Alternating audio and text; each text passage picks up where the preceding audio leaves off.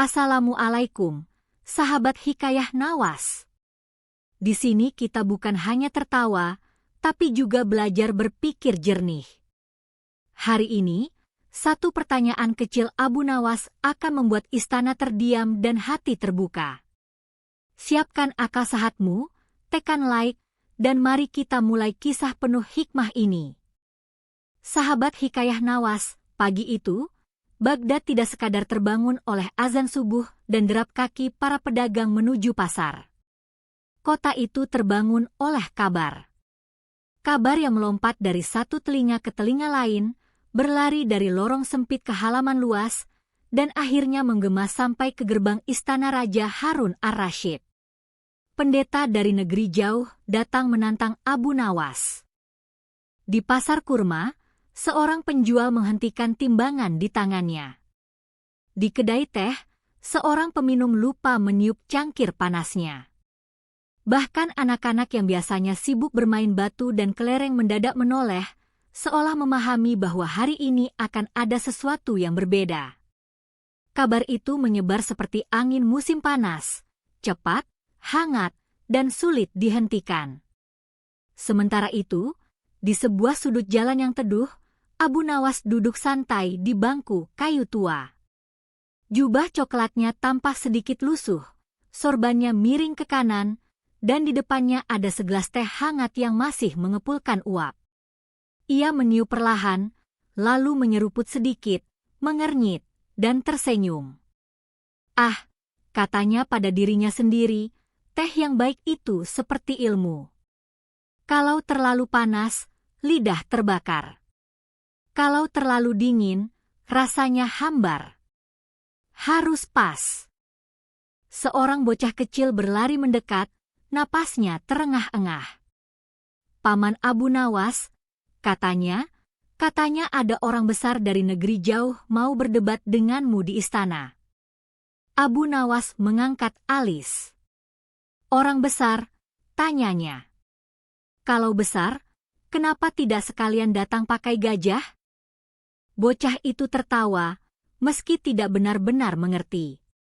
Katanya, dia pandai bicara dan membawa kitab tebal. Abu Nawas mengangguk pelan. "Kitab tebal itu bagus," katanya. "Tapi yang lebih penting, pikiran jangan sampai tipis."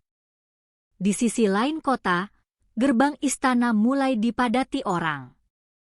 Para pengawal berdiri tegap, tombak berkilau di bawah sinar matahari pagi. Menteri-menteri masuk dengan wajah serius, seolah hari ini mereka akan menyaksikan perkara besar yang akan dikenang dalam buku sejarah.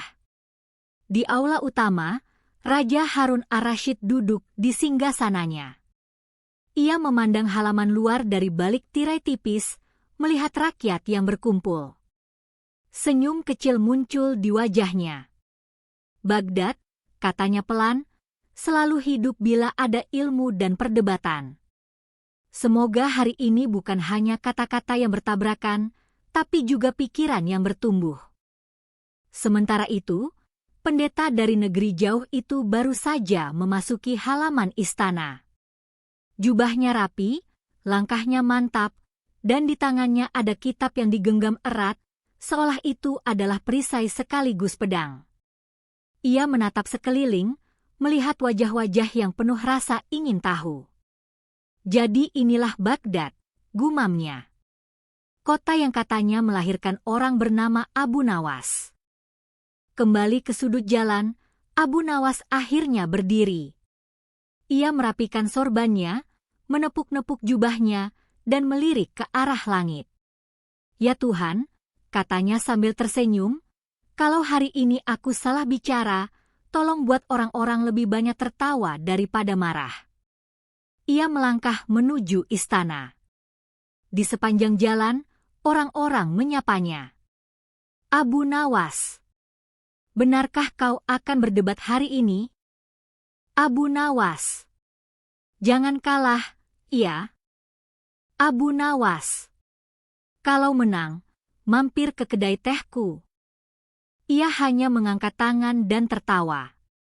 "Tenang, tenang," katanya. Aku tidak datang untuk menang. Aku datang supaya kita semua pulang dengan pikiran yang lebih kaya. Langkahnya ringan, tapi matanya tajam. Ia tahu, hari ini bukan sekadar tentang siapa yang lebih pandai berbicara. Hari ini tentang bagaimana manusia saling mendengar. Ketika ia mendekati gerbang istana, suara riuh rakyat menyambutnya. Beberapa bertepuk tangan, beberapa bersorak, dan beberapa hanya tersenyum penuh harap. Abu Nawas berhenti sejenak, menoleh ke arah kerumunan. "Wahai sahabat-sahabatku," katanya keras namun hangat, "kalau nanti kalian mendengar kata-kata yang berat, jangan bawa pulang di kepala saja. Bawa juga di hati." Kerumunan terdiam sejenak, lalu terdengar gumam setuju. Abu Nawas pun melangkah masuk ke dalam istana. Di balik pintu besar itu, sudah menunggunya seorang pendeta dengan kitab tebal dan pertanyaan panjang. Dan di antara mereka, berdiri sebuah panggung kecil bernama akal dan adab, tempat di mana kata-kata akan diuji, bukan untuk menjatuhkan, tetapi untuk menerangi. Hari itu, Baghdad tidak hanya menjadi saksi sebuah debat. Ia menjadi saksi bagaimana sebuah kisah besar dimulai, dari kabar kecil, dari langkah santai, dan dari seorang pria bersorban miring yang percaya bahwa satu pertanyaan jujur bisa mengubah cara dunia berpikir. Pintu aula istana terbuka lebar. Cahaya matahari pagi masuk bersama hembusan angin hangat, seolah ikut ingin menyaksikan apa yang akan terjadi. Abu Nawas melangkah masuk dengan tenang, sementara para pengawal menutup pintu di belakangnya dengan suara berat yang menggema di seluruh ruangan. Di tengah aula, berdiri seorang pendeta dengan jubah rapi dan kitab tebal di tangannya. Wajahnya serius, sorot matanya tajam seperti orang yang datang bukan hanya membawa salam, tetapi juga membawa tujuan. Raja Harun ar-Rasyid mengangkat tangan, memberi isyarat agar semua duduk. Aula yang tadinya riuh perlahan menjadi sunyi, hanya terdengar gesekan kain jubah dan langkah kecil orang-orang mencari tempat. Pendeta itu melangkah maju satu tapak. "Wahai Raja yang mulia," katanya lantang, "aku datang dari negeri jauh bukan untuk bertikai, tetapi untuk mencari kebenaran. Dan aku mendengar, di kota ini ada seorang bernama Abu Nawas yang dikenal dengan kecerdikan dan lidah yang tajam." Beberapa hadirin melirik ke arah Abu Nawas. Ia hanya tersenyum kecil, seolah pujian itu adalah angin yang lewat di telinganya. "Jika benar engkau pencari ilmu," lanjut pendeta itu sambil menatap Abu Nawas, "maka mari kita uji bukan dengan emosi, tetapi dengan akal." Abu Nawas membungkuk ringan. "Setuju," katanya. "Akal itu seperti lentera. Kalau dipakai untuk menerangi, semua orang bisa melihat. Kalau dipakai untuk menyilaukan, semua orang justru memejamkan mata." Pendeta itu tidak menanggapi senyumnya. Ia membuka kitabnya dan mulai berbicara dengan suara mantap, seolah setiap kata telah ia latih sepanjang perjalanan jauh. "Engkau berkata bahwa Tuhan Maha Pengasih. Namun lihatlah dunia," katanya. "Anak-anak lahir dalam kemiskinan, orang-orang jatuh sakit, dan bencana datang tanpa peringatan. Jika Tuhan Maha Pengasih, mengapa penderitaan tidak dihapuskan saja dari muka bumi?" Aula bergemuruh pelan oleh bisik-bisik. Beberapa orang mengangguk, beberapa mengerutkan dahi. Pertanyaan itu bukan sekadar provokatif, tapi menyentuh sesuatu yang sering disimpan di hati manusia. Abu Nawas mengusap janggutnya, lalu duduk di bangku kecil yang disediakan. "Pertanyaanmu berat," katanya pelan. "Seperti karung gandum. Kalau dipikul sendiri, punggung bisa patah. Kalau dipikul bersama, jadi lebih ringan." Pendeta itu melanjutkan, tidak memberi jeda. "Engkau juga mengajarkan bahwa manusia harus beribadah, tunduk, dan patuh. Bukankah itu berarti manusia hidup dalam ketakutan, bukan dalam kebebasan? Beberapa hadirin terkejut. Ada yang menarik napas panjang, ada yang menahan diri agar tidak bersuara. Abu Nawas menatap langit-langit aula sejenak, lalu kembali memandang pendeta. "Saudaraku," katanya, "apakah burung yang terbang itu terlihat terikat? Ia terbang bebas, tapi tetap mengikuti hukum angin. Kebebasan tanpa arah hanya membuat kita tersesat di udara." Pendeta itu menyipitkan mata. "Engkau pandai merangkai kata," katanya. Tapi kata-kata tidak selalu menjawab kenyataan. Ia melanjutkan dengan lebih tajam. "Jika Tuhan mengetahui segalanya, mengapa manusia masih harus diuji? Bukankah itu seperti guru yang sudah tahu jawaban muridnya, tapi tetap memberi ujian?" Beberapa menteri saling pandang. Pertanyaan demi pertanyaan datang seperti hujan deras, tidak memberi waktu tanah untuk menyerap. Abu Nawas tersenyum kecil. "Guru memberi ujian bukan untuk mengetahui muridnya," katanya, "tapi agar murid mengetahui dirinya sendiri." Beberapa orang tertawa pelan, yang lain mengangguk. Pendeta itu menarik napas, lalu berkata, "Baik. Kalau begitu, katakan padaku, apa tujuan hidup manusia menurutmu?" Abu Nawas bangkit dari duduknya, melangkah satu tapak mendekat. "Tujuan hidup itu seperti pasar," katanya. "Setiap orang datang dengan daftar belanja masing-masing.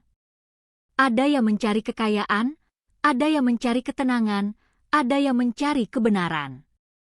Tapi pasar itu sama. Tinggal apa yang kau masukkan ke dalam kantongmu." Aula kembali bergumam. Suasana mulai hangat, seperti api yang tidak lagi membakar, tetapi menerangi. Pendeta itu menutup kitabnya sejenak. Ia menatap Abu Nawas lebih lama dari sebelumnya, seolah sedang menilai bukan hanya kata-katanya, tetapi juga niat di baliknya. "Engkau tidak menghindar dari pertanyaan," katanya pelan. "Itu jarang." Abu Nawas tersenyum. "Karena pertanyaan itu seperti tamu," jawabnya. "Kalau tidak dibukakan pintu, ia akan mengetuk lebih keras." Raja Harun ar-Rasyid mengangguk puas. Ia melihat bagaimana aula yang tadinya tegang kini dipenuhi perhatian, bukan amarah. Orang-orang tidak lagi menunggu siapa yang kalah, tetapi apa yang akan mereka pelajari. Pendeta itu akhirnya berkata, "Baik, Abu Nawas. Aku sudah mengajukan pertanyaanku. Sekarang, aku ingin mendengar satu pertanyaan darimu." Aula kembali hening. Seolah semua orang tahu, badai kata-kata baru saja mereda, dan sesuatu yang lebih halus, lebih dalam, akan segera datang. Abu Nawas menatap sekeliling, lalu ke arah pendeta. "Kalau begitu," katanya pelan, "izinkan aku bertanya. Tapi hanya satu." Dan di sanalah bab 2 berakhir, di antara napas yang tertahan, mata yang menunggu, dan satu pertanyaan kecil yang belum terucap, tapi sudah terasa berat di udara istana Baghdad. Keheningan menggantung di aula istana seperti kain sutra yang ditarik terlalu kencang. Semua mata tertuju pada Abu Nawas.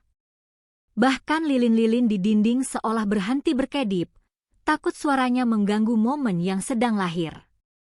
Abu Nawas menghirup napas perlahan. Ia tidak langsung berbicara.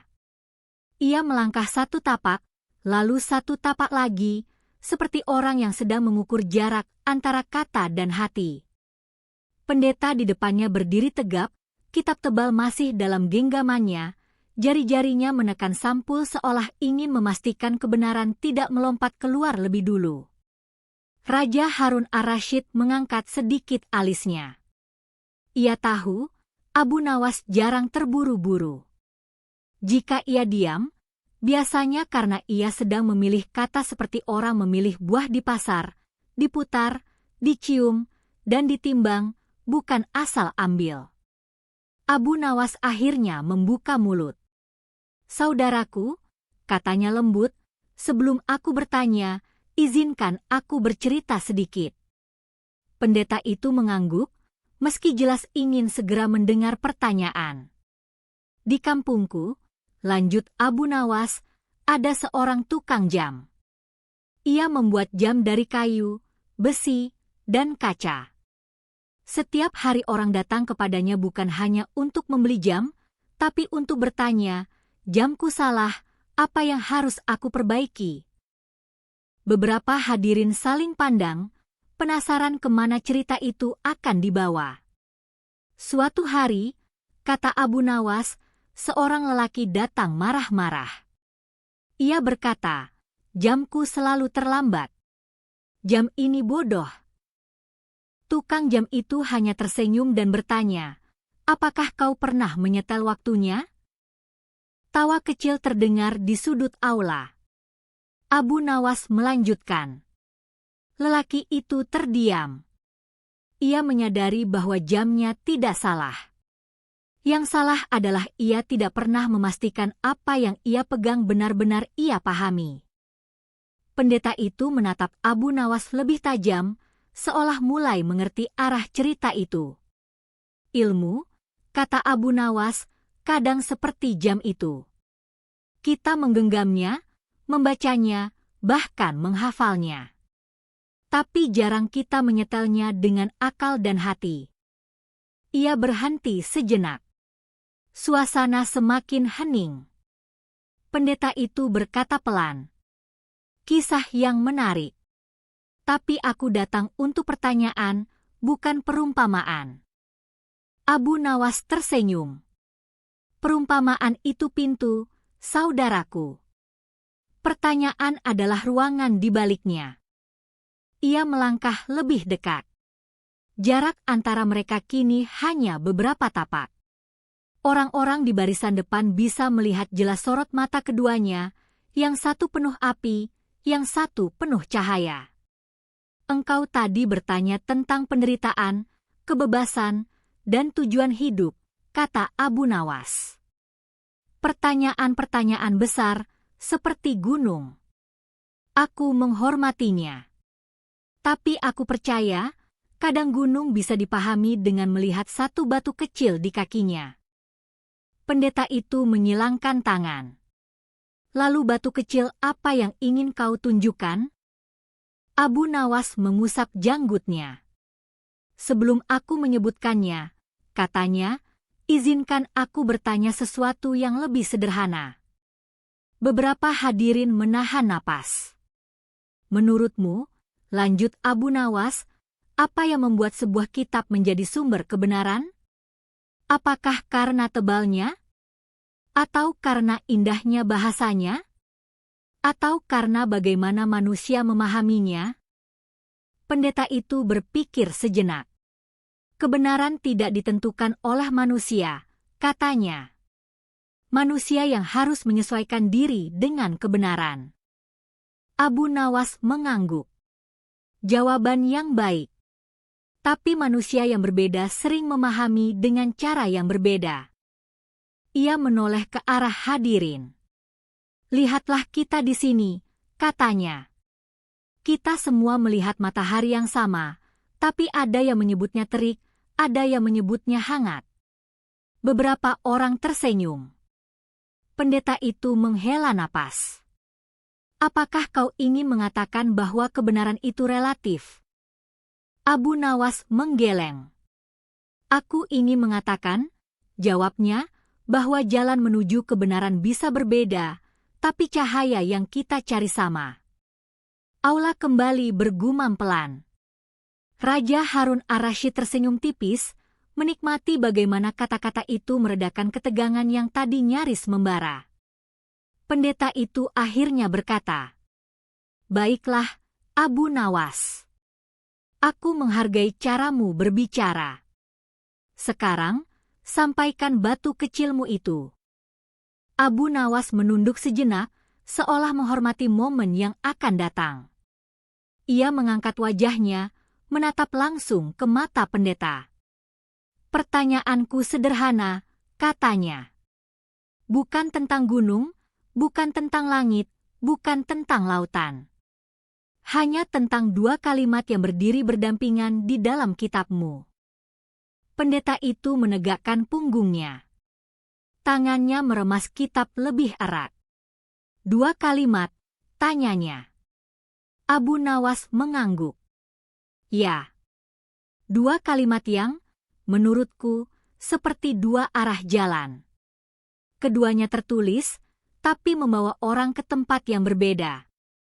Aula menjadi begitu sunyi hingga suara langkah pengawal di luar terdengar samar. Semua orang tahu, momen ini adalah jembatan antara debat panjang dan satu pertanyaan yang bisa mengubah arah percakapan. Abu Nawas melirik sejenak ke arah penonton, lalu kembali ke pendeta. "Tenang," katanya sambil tersenyum tipis. "Aku tidak akan meminta jawaban hari ini.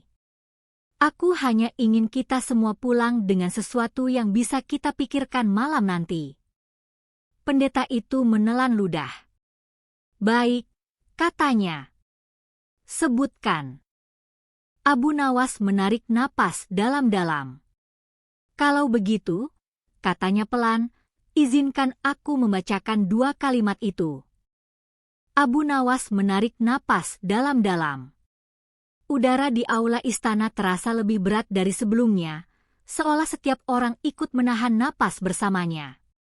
Ia melangkah satu tapak ke depan, mendekati pendeta yang kini berdiri tegap, kitab tebal masih tergenggam erat di dadanya. "Saudaraku," kata Abu Nawas dengan suara yang lembut namun jelas, "aku tidak datang untuk menguji imanmu, dan aku tidak meminta engkau menguji imanku. Aku hanya ingin kita berdua menguji cara kita membaca." Pendeta itu mengangguk pelan, meski sorot matanya tetap waspada.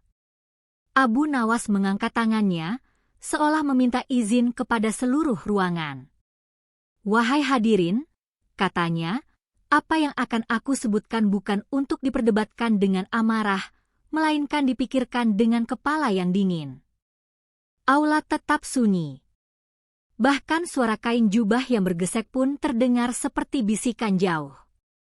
Abu Nawas membuka gulungan kecil kertas yang ia bawa, bukan karena ia lupa, tetapi karena ia ingin setiap kata terdengar seperti sesuatu yang dipilih, bukan dihafal.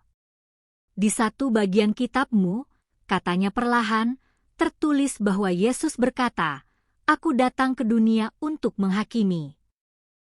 Beberapa hadirin saling pandang.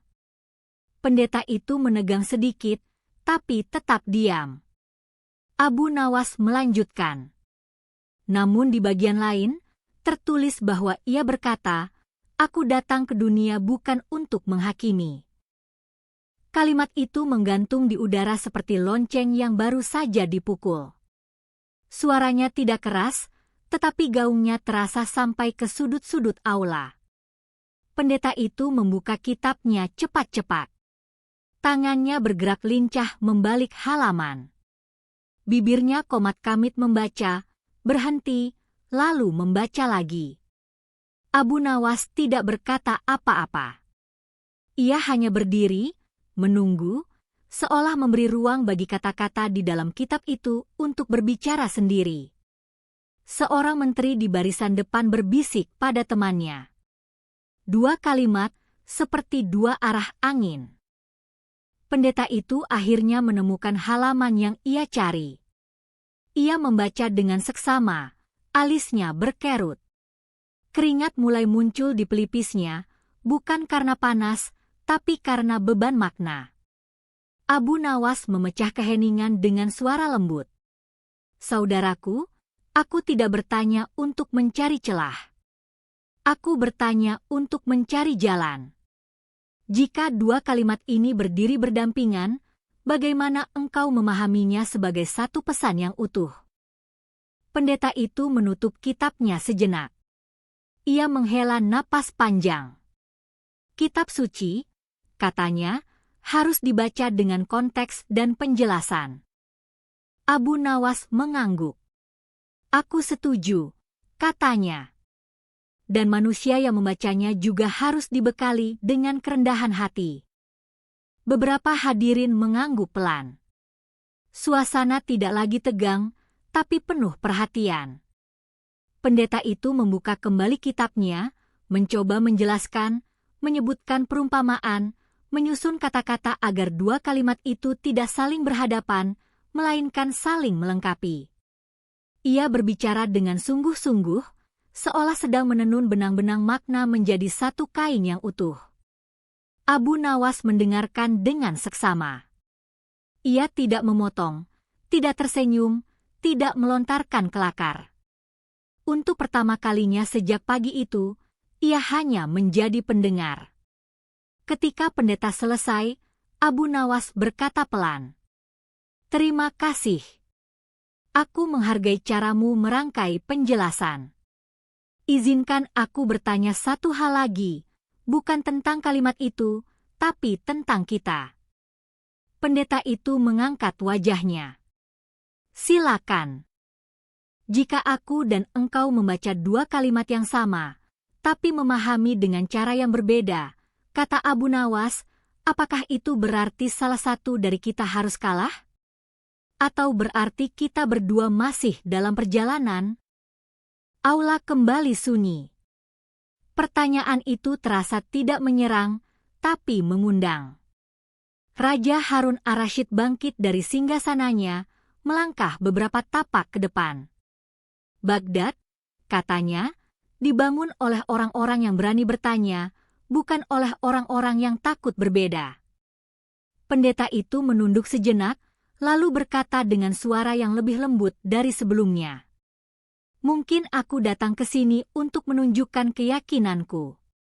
Tapi aku lupa bahwa keyakinan juga perlu diuji oleh kerendahan hati."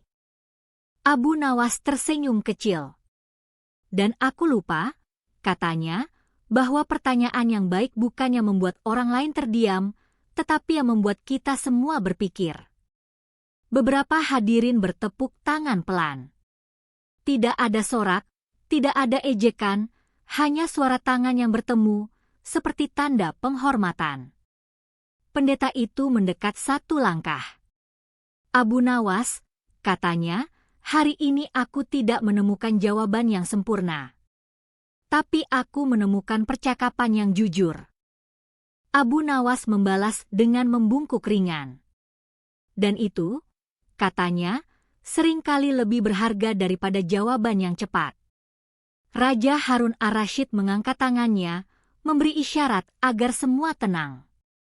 "Bab ini," katanya, "akan dikenang bukan karena siapa yang paling lantang, tetapi karena siapa yang paling mau mendengar."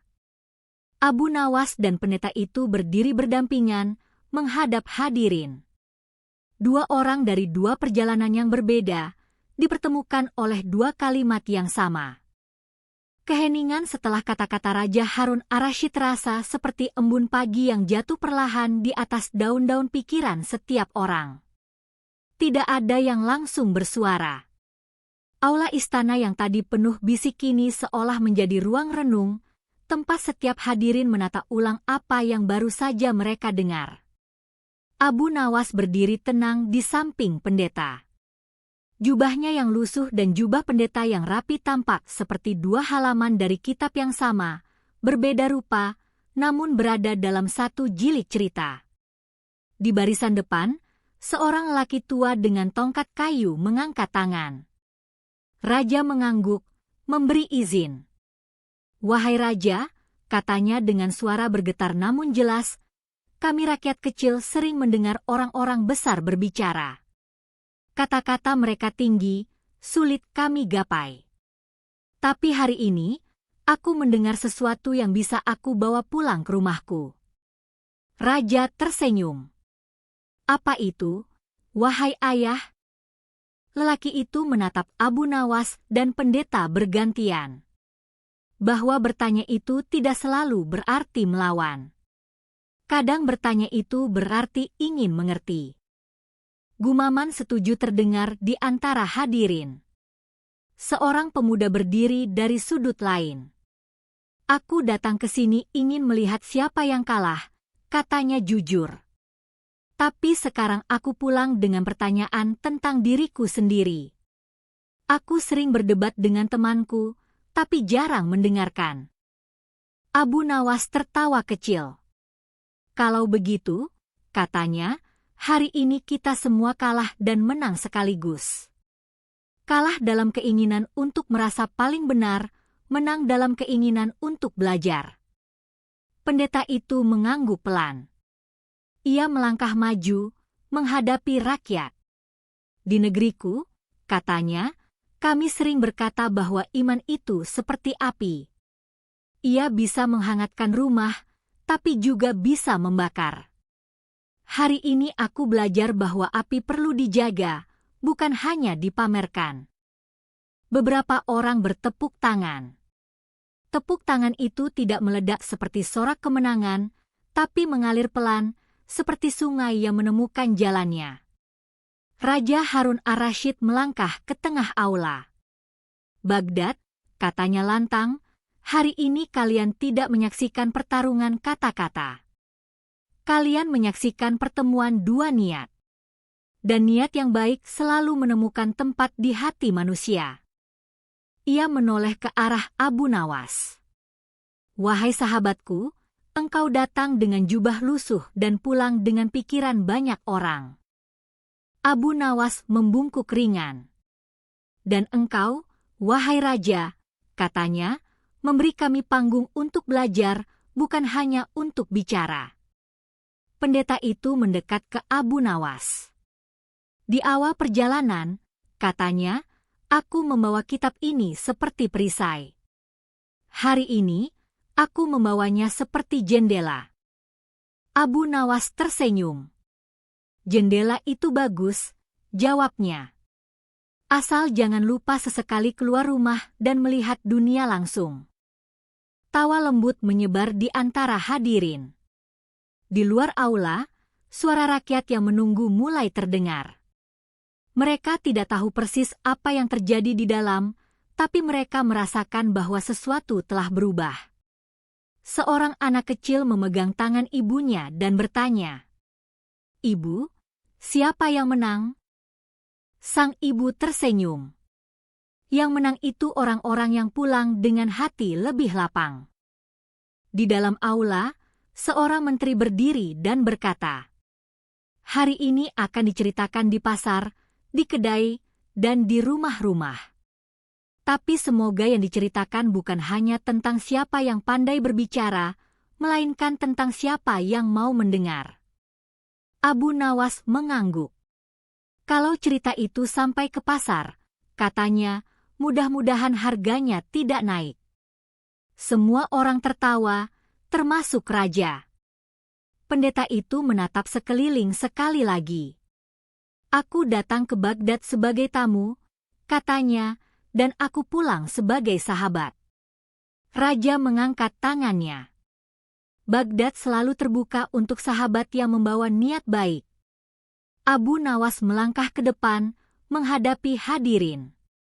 "Wahai sahabat-sahabatku," katanya, "hari ini kita belajar bahwa mulut bisa berbicara lebih cepat dari pikiran, dan pikiran bisa berlari lebih cepat dari hati. Tapi kebijaksanaan datang ketika ketiganya berjalan bersama." Aula kembali bergemuruh oleh tepuk tangan. Tidak ada lagi jarak antara orang besar dan orang kecil, antara tamu dan tuan rumah. Semua berdiri dalam satu lingkaran cerita. Raja Harun ar-Rasyid menutup pertemuan. "Pulanglah," katanya, "bawa bukan hanya cerita, tapi juga kebiasaan baru, kebiasaan mendengar sebelum menjawab." Abu Nawas mengambil napas panjang, lalu berbisik pada pendeta. "Kadang aku berpikir, perjalanan terjauh itu bukan dari negeri ke negeri, tapi dari kepala ke hati." Pendeta itu tersenyum. "Dan hari ini, aku melangkah beberapa tapak di perjalanan itu." Orang-orang mulai keluar dari aula, berbincang pelan, tertawa kecil, dan menceritakan ulang momen-momen yang paling menyentuh bagi mereka. Di wajah-wajah mereka, bukan terlihat kepuasan karena ada yang kalah, melainkan kelegaan karena ada yang dipelajari. Matahari mulai condong ke barat ketika aula istana perlahan kosong. Langkah-langkah para hadirin menjauh, membawa cerita masing-masing di saku pikiran dan hati mereka. Di halaman, angin sore mengibaskan bendera kecil di atas gerbang, seolah ikut melambaikan salam perpisahan. Abu Nawas tidak langsung pergi. Ia duduk di bangku kayu dekat tiang istana, mengeluarkan sekantong kecil kurma dari jubahnya. Ia memandanginya sejenak, lalu tersenyum.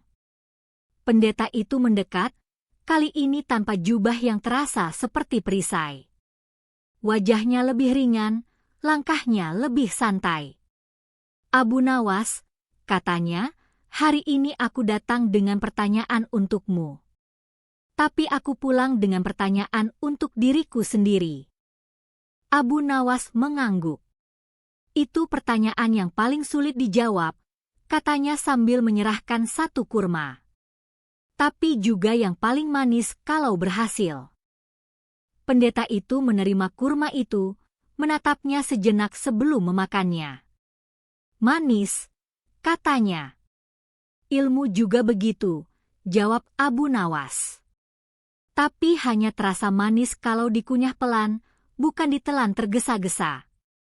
Di kejauhan, Raja Harun ar-Rasyid berdiri memandang mereka berdua. Ia melangkah mendekat, senyumnya tenang. Baghdad hari ini lebih kaya, kata Raja, bukan karena emas atau perdagangan, tetapi karena pikiran-pikiran yang pulang dengan cara baru untuk melihat dunia. Abu Nawas tertawa kecil. Kalau begitu, semoga pajaknya tidak naik, katanya. Raja tertawa, dan bahkan pengawal di dekat gerbang pun ikut tersenyum. Pendeta itu memandang langit yang mulai berwarna jingga. Di negeriku, katanya pelan, matahari terbenam di balik bukit.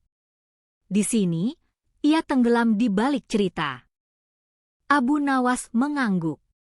Setiap tempat punya caranya sendiri untuk mengingat hari. Yang penting, kita tidak lupa apa yang kita pelajari di dalamnya. Seorang anak kecil yang tadi ikut menonton dari luar aula mendekat dengan rasa ingin tahu. Paman Abu, tanyanya polos, kalau aku besar nanti, aku harus pandai bicara seperti paman? Abu Nawas berlutut agar sejajar dengan mata anak itu. Bicaralah kalau perlu, katanya lembut. Tapi dengarkan selalu. Karena telinga yang baik sering lebih pintar daripada mulut yang cepat. Anak itu mengangguk, meski mungkin belum sepenuhnya mengerti. Tapi ia tersenyum, dan itu cukup bagi hari itu. Pendeta itu menatap Abu Nawas. Aku tidak tahu kapan kita akan bertemu lagi, katanya. Abu Nawas tersenyum lebar. Kita sudah bertemu hari ini. Itu sudah cukup untuk sebuah cerita. Mereka berjabat tangan, bukan sebagai dua orang yang saling menguji, tetapi sebagai dua pejalan yang saling menyapa di persimpangan jalan.